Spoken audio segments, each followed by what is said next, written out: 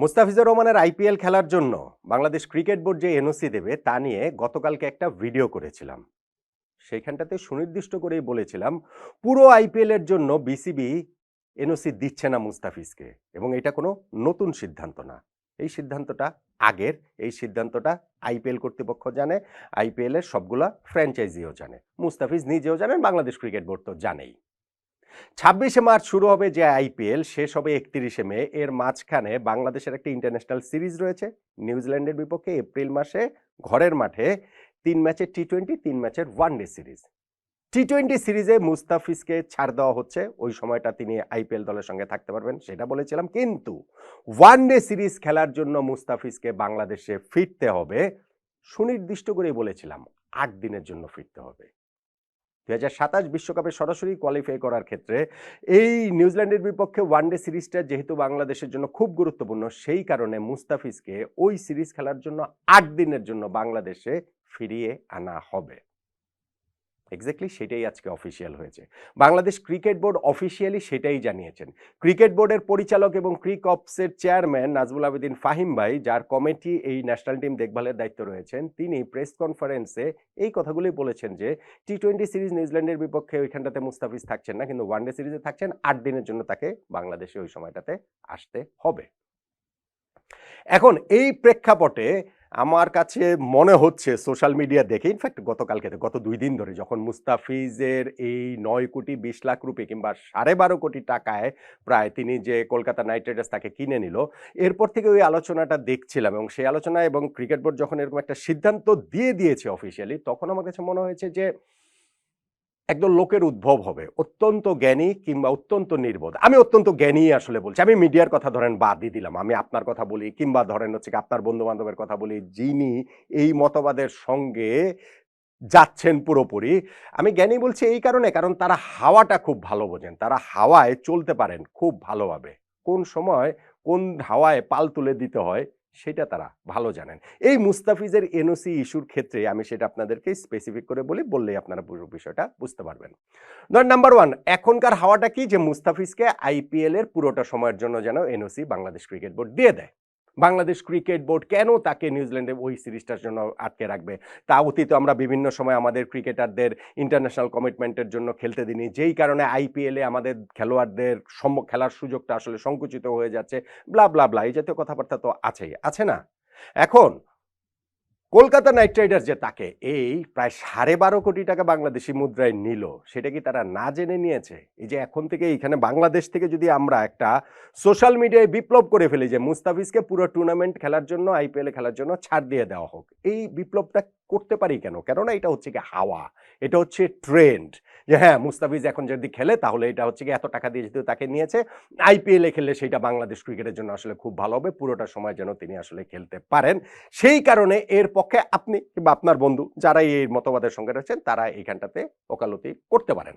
কিন্তু আমার কথাটা তো হচ্ছে কি ওইখানটাতেই, ভাই প্রত্যেকটা ক্রিকেটার যারা আইপিএল এর অকশনের নাম দেন, তাদের স্পেসিফিক ক্রিকেট বোর্ডের কাছ থেকে কোন সময়টা তারা থাকতে পারবেন আইপিএল এর, কোন সময়টা থাকতে পারবেন না, এটা তো আগেই জানিয়ে দেওয়া হয়।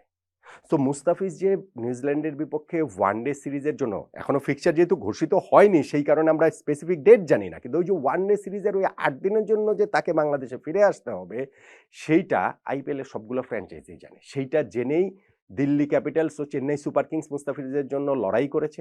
দিল্লির টাকা শেষ হয়ে যাওয়ার পরে তার সরে যেতে হয়েছে, সেইটা জেনেই চেন্নাই সুপার কিংসের সঙ্গে কলকাতা নাইট রাইডার্সের সেই নিলাম যুদ্ধ করে 9 কোটি 20 লাখ রুপিতে মুস্তাফিজকে নিয়েছে তারা। তারা জানে না, কারণ কলকাতা নাইট রাইডার্স থেকে কি বাংলাদেশ ক্রিকেট বোর্ডের সঙ্গে ওই দেন দরবার করা হচ্ছে, করা হবে, প্রশ্নই ওঠে না।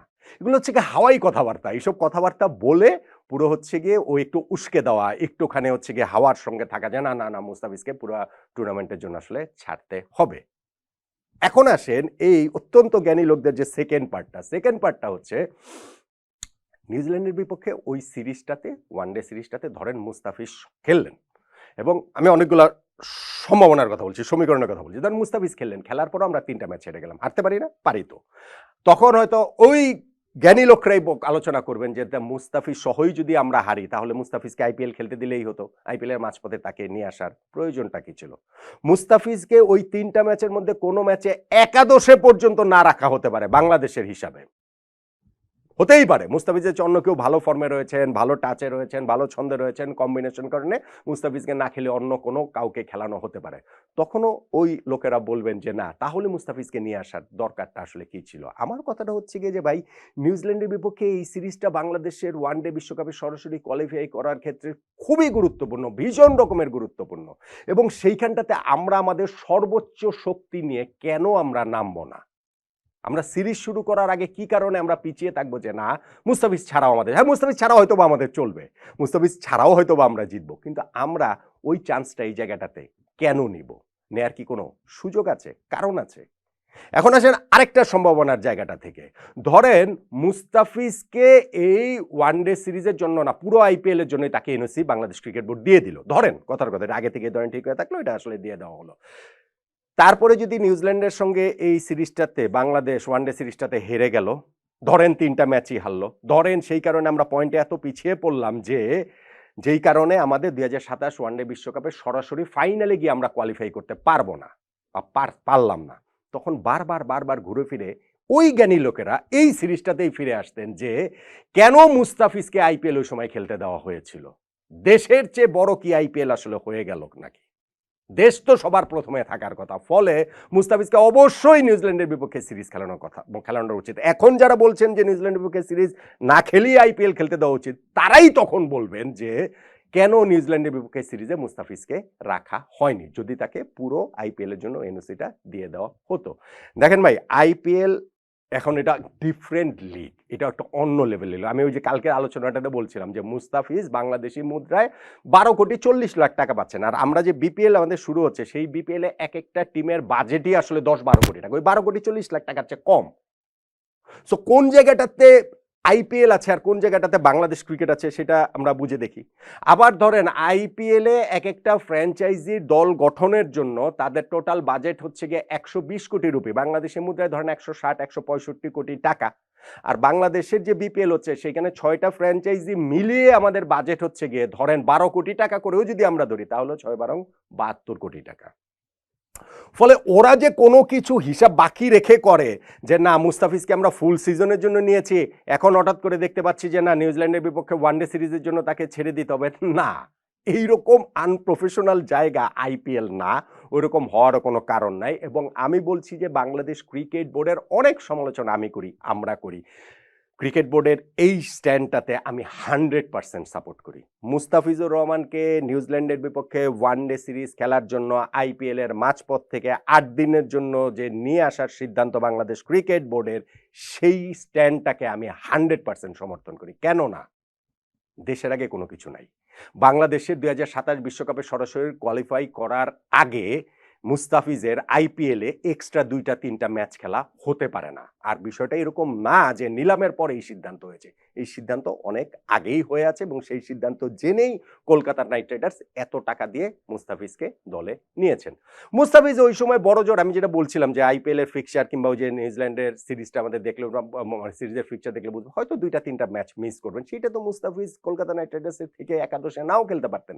ফলে ওইভাবে চিন্তা ভাবনা করে আসলে কোনো লাভ নাই। আমি মনে করি যে বাংলাদেশ ক্রিকেট বোর্ড এই জায়গাটাতে একটা ট্রিমেন্ডাস সিদ্ধান্ত নিয়েছেন। ক্রিকেট বোর্ডের সমালোচনা করাটাও ট্রেন্ড, সমালোচনা করাটাও একটু হাওয়ায় ভেসে যাওয়া, হাওয়ার মধ্যে থাকে, মানুষ খুশি টুশি হয়, কিন্তু আমি মনে করি ক্রিকেট বোর্ড যে মুস্তাফিজুর রহমানকে এই নিউজিল্যান্ডের বিপক্ষে ওয়ানডে সিরিজ খেলার জন্য নিয়ে আসছে, সেই সিদ্ধান্তটাকে আমি 100% সমর্থন করি। এখন আপনি আমার সঙ্গে একমত হতে পারেন, নাও হতে